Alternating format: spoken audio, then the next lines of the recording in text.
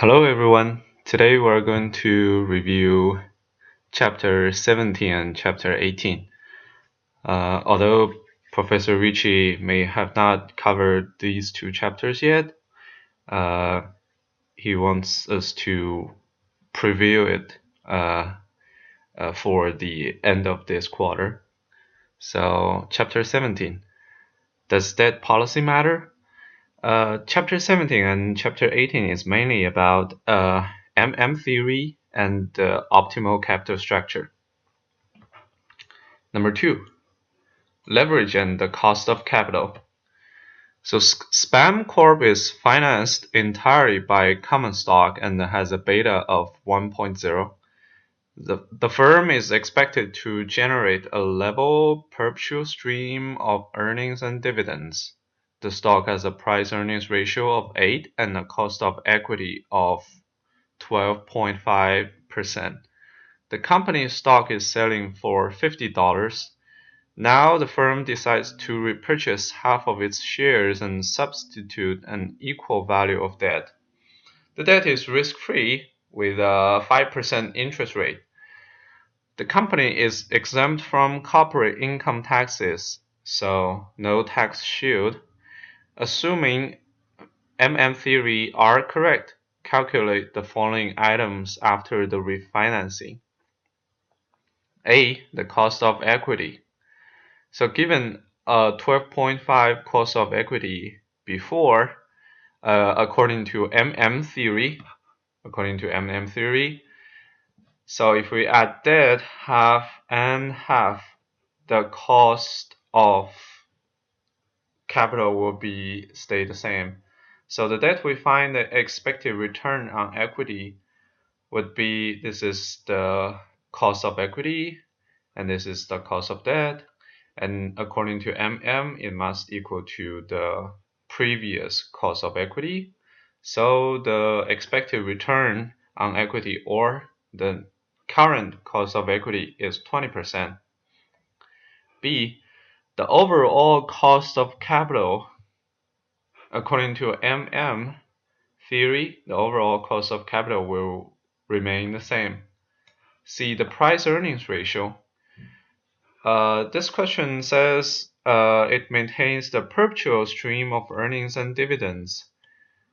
So now the cost of equity is 20%.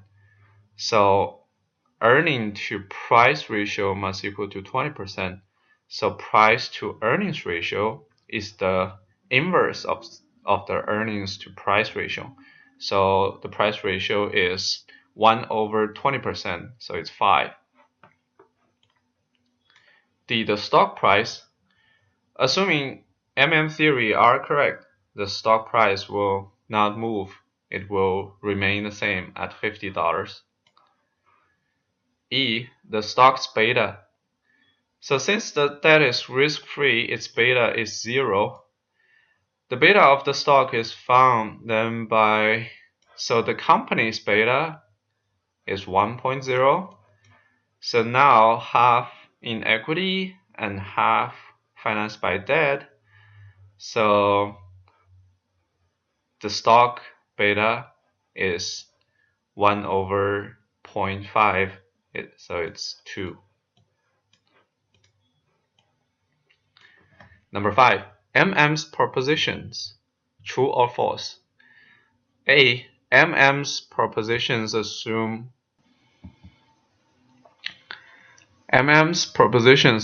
perfect financial market with no distorting taxes or other imperfections. This is true. Why MM theory holds is heavily relied on the assumption that there is a perfect financial markets with no distorting taxes or imperfections or frictions. B, MM's proposition 1 says that corporate borrowing increases earnings per share but reduces price-earnings ratio. This is true. As long as the return earned by the company is greater than the interest payment, earnings per share increase, but the price to earnings ratio falls to reflect the higher risk. this is, excuse me. So this is the same as the last question. We can see that the borrowing increase and the price to earnings ratio drops. C. MM's proposition 2 says that cost of equity increases with borrowing and that the increase is proportional to debt to the firm value ratio, which is the ratio of debt to firm value. This is false because the cost of equity increases with the debt to equity ratio, not to debt to firm value ratio.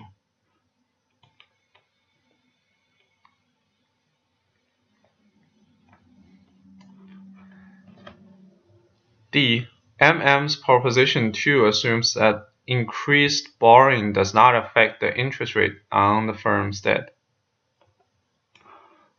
This is false because we have the formula as in the previous question and in this question. This is the firm's return. This is the firm's ROA, or if there is no debt, this is the previous return, cost of equity, or expected return on equity. So now we have the debt, so the formula transforms into this form, and this is the debt to equity ratio. This is the return of the firm. This is return on equity, and this is return on debt, or the interest rate on the debt issue. So this formula does not require the interest rate to be constant. So this is false. E. Borrowing does not increase financial risk and the cost of equity if there is no risk of bankruptcy.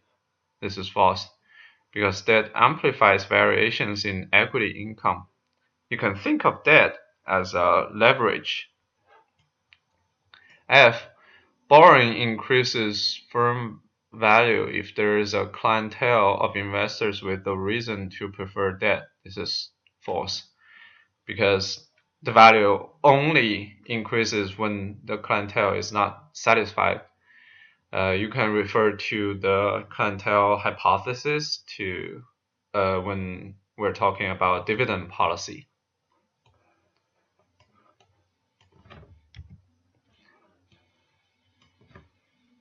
10.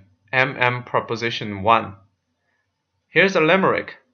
There once was a man named Carthus who kept cows with miraculous udders. He said, "Isn't this neat?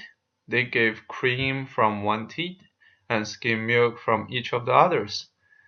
So what is the analogy between Mr. Carthus' cows and firms' financing decisions? What would MM's Proposition 1 suitably adapted say about the value of Mr. Carthus' cows? Explain. So when a firm issues debt, according to MM, the value would stay the same. It just shifts its cash flow into two streams. MM's Proposition 1 states that does not affect firm value if the investor can reconstitute the firm's cash flow stream by creating personal leverage or by undoing the effect of the firm's leverage by investing in both debt and equity. So this is basically according to MM's theory. So it is quite similar with the Carthus cows because if the cream and skim milk go into the same pail, the cows have no special value. That is, if an investor holds both the debt and equity, the firm does not add value by splitting the cash flows into two streams. According to MM theory, the value stays the same. So in the same vein, the cows have no special value if a dairy can costlessly split up whole milk into cream and skim milk. That is, Firm borrowing does not add value if investors can borrow on their own account. So Carruthers cows will have extra value if consumers want cream and skim milk, and if the dairy cannot split up whole milk or if it's costly to do so. This is basically the real world case, but in MM's case, we can do it with no cost because MM assumes that there is no transaction cost, no frictions, and no restrictions.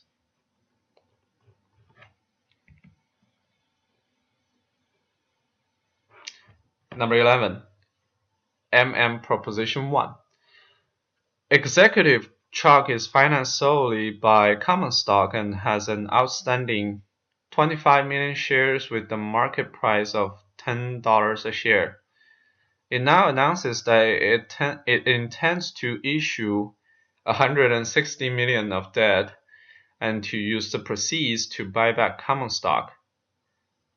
Number 8. How is the market price of the stock affected by the announcement? So according to MM theory, the market price of the stock is not affected by the announcement. So how many shares can the company buy back with the $160 million of new debt that it issues? Because according to MM theory, the market price stays the same, so it's also $10 per share. So the company can buy back $160 million over $10 per share, so it's 16 million shares.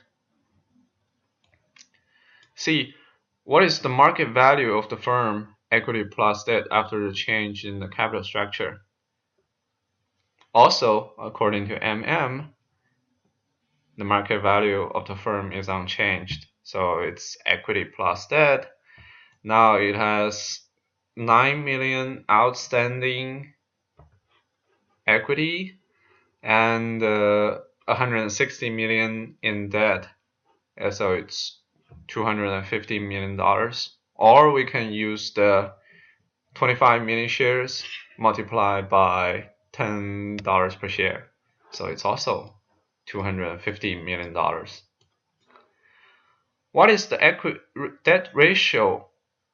Excuse me. What is the debt ratio after the change in structure?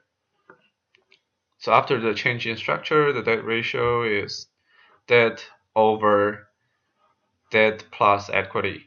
So it's 160 million over 250 million. So it's 64%.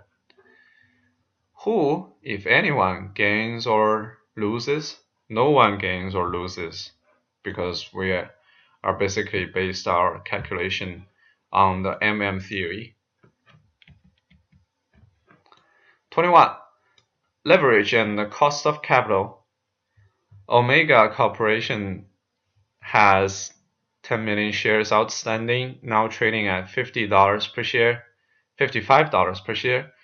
The firm has estimated the expected rate of return to shareholders at about 12%. It has also issued long-term bonds at an interest rate of 7%. It pays tax at a marginal rate of 35%.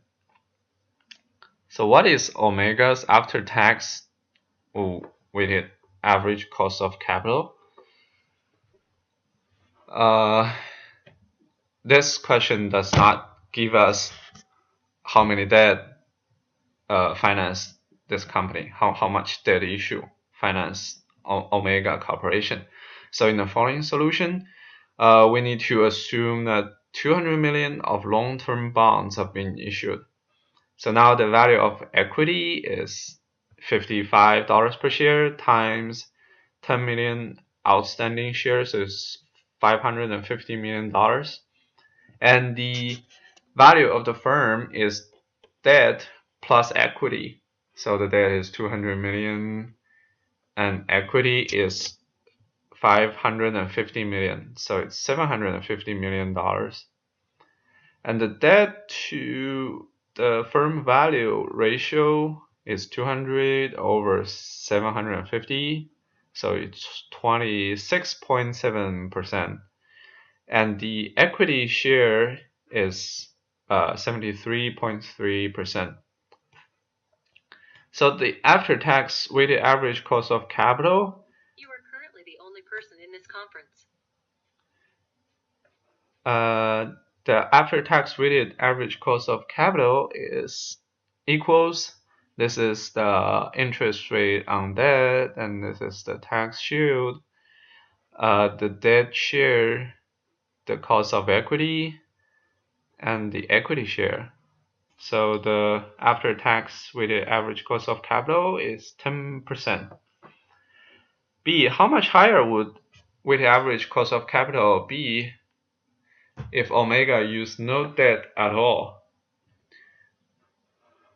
For this problem, you can assume that the firm's overall beta is not affected by its capital structure or by the taxes saved because debt interest is tax deductible. So the average weighted average cost of capital would increase to the extent of the loss of the tax deductibility of interest on debt. So it's basically that we lose the tax shield when we are financing the company. Therefore, the after-tax WACC will equal the opportunity cost of capital computed from the WACC formula without the tax deductibility of interest. So it's basically this formula without the tax shield. So the result is 10.67%. Chapter 18. How much should a corporation borrow? Number 2. Tax shield. Here are the book and market value balance sheet of the United Fry Pan Company. This is book, this is market. Assume that theory holds with taxes. There is no growth and $40 of debt is expected to be permanent. Assume a 40% corporate tax rate. A. How much of the firm value is accounted for by the debt-generated tax shield? So the tax shield is generated by tax rate times the debt. The debt is $40, and it is expected to be permanent. And the tax rate is 40%. So the value generated is $16. B. How much better off will UF's shareholder be if the firm borrows $20 more and uses it to repurchase the stock? So the value generated by tax advantage can be found using the same formula. If we borrow $20 more, and this is $20, and then this is the tax rate, so it's 40% times $20, and it's $8. This is the value of the firm generated by the tax shield. Number 20, covenants. Who benefits from the fine print in bond contracts when the firm gets into financial trouble? Give a one-sentence answer. So the fine print is the covenant that protects the bondholders. So as a result, the bondholders may benefit. The fine print limits actions that transfer wealth from the bondholders to stockholders. B. Who benefits from the fine print when the bonds are issued? Suppose the firm is offered the choice of issuing 1. A bond with the standard restrictions on dividend payout, additional borrowing, and 2. A bond with minimal restrictions but a much higher interest rate. Suppose the interest rate on both 1 and 2 are fair from the viewpoint of lenders. Which bond would you expect the firm to issue? Why? So the stockholders may benefit if the limitations or the restrictions are not written. So in absence of fine print, bondholders will charge a higher rate of interest to ensure that they receive a fair deal. So the firm would probably issue the bond with standard restrictions because the bondholders will charge a lower risk premium, and it's likely that the restrictions would be less costly than the higher interest rate. 21. Pecking order theory. Pecking order theory is about how the firm will use the methods of refinancing when they are choosing between debt and equity. So I was amazed to find that the announcement of a stock issue drives down the value of the issuing firm by 30% on average of the proceeds of the issue. That issue cost dwarfs the underwriter spread and the administrative cost of the issue. It makes common stock issues prohibitively expensive. You are contemplating a $100 million stock issue. On past evidence, you anticipate that the announcement of this issue will drive down stock price by 3% and the market value of your firm will fall by 30% of the amount to be raised. On the other hand, additional equity financing is required to fund an investment project that you believe has a positive net present value of $40 million. Should you proceed with the issue? So if other things are equal, the announcement of a new stock issue to fund an investment project with an NPV of $40 million should increase equity value by $40 million.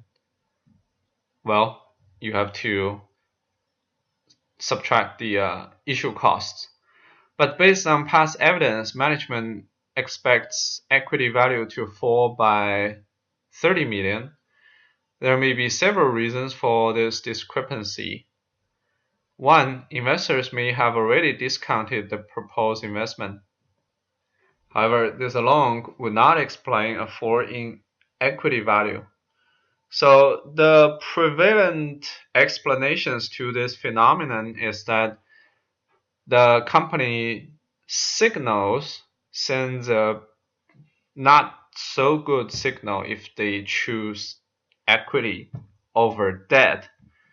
So investors may not be aware of the project at all, but they may believe instead that cash is required because of, say, low levels of operating cash flow of the firm. So this is a negative signal sent by the stock issue. To be more specific, investors may believe that the firm's decision to issue equity rather than debt signals management's belief that the stock is overvalued. That is even worse, and it will trigger the sale of the company's stock.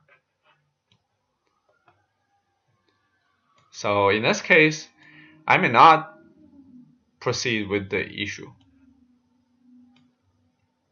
B. Is the fall in market value on announcement of a stock issue an issue cost?